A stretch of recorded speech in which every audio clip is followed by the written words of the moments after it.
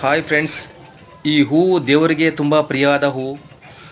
ಹಾಗೆ ಇದು ಮನುಷ್ಯರಿಗೂ ಕೂಡ ತುಂಬ ಆರೋಗ್ಯಕರ ಒಂದು ಹೂವು. ಇದು ಎಲ್ಲೂ ಸಿಗಲ್ಲ. ಡಿಸೆಂಬರ್ ಮತ್ತು ನವಂಬರ್ ತಿಂಗಳಲ್ಲಿ ಮಾತ್ರ ಇದು ಹೂವು ಮಳೆಯಲ್ಲಿ ಕಾಣಿಸ್ಕೊಳ್ಳುತ್ತೆ. ಅಂದರೆ ರೋಡಲ್ಲಿ ಹೋಗೋ ಟೈಮಲ್ಲಿ ಪಕ್ಕದಲ್ಲಿರೋ ಮಳೆಗಳಲ್ಲಿ ಹೂವು ಕಾಣಿಸ್ಕೊಳ್ಳುತ್ತೆ. ಈ ಹೂವು ನಿಮ್ಗೇನಾದರೂ ಸಿಕ್ಕಿದ್ರೆ ಇದನ್ನು ಕಿತ್ಕೊಂಡು ಮನೇಲೋಗಿ ಜ್ಯೂಸ್ ಮಾಡ್ಕೊಂಡು ಕುಡಿದ್ರೆ ನಿಮ್ಮ ಹೆಲ್ತು ತುಂಬ ಕೂಲಾಗಿರುತ್ತೆ. ಹಾಗೆ ಬ್ರೈನಲ್ಲೂ ಕೂಡ ಇದು ಒಂದು ಒಳ್ಳೆಯ ಕೆಲಸವನ್ನು ಮಾಡುತ್ತೆ. ಅಂದರೆ ಬ್ರೈನ್ ಇಂಪ್ರೂವ್ಮೆಂಟ್ ಮಾಡುತ್ತೆ. ಈ ಹೂ ಬಂದು ಬಾದಾಮಿ ಬೀಜಕ್ಕಿಂತ ಸ್ವಲ್ಪ ಚೆನ್ನಾಗಿ, ಇನ್ನೂ ಸ್ವಲ್ಪ ಚೆನ್ನಾಗಿ ಹೆಲ್ತಿಯಾಗಿ ಮನುಷ್ಯನಿಗೆ ಕೆಲಸ ಮಾಡುತ್ತೆ.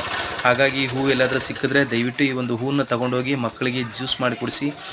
ಹೆಲ್ತ್ಗೆ ತುಂಬ ಎಫೆಕ್ಟಿವ್ ಆಗಿ ಇದು ಕೆಲಸ ಮಾಡುತ್ತೆ. ಹಾಗೆ ಬ್ರೈನ್ ಇಂಪ್ರೂವ್ಮೆಂಟ್ ಆಗುತ್ತೆ. ಹಾಗೆ ನಾನು ಕೂಡ ಇದನ್ನು ಕುಡಿದಿದ್ದೀನಿ.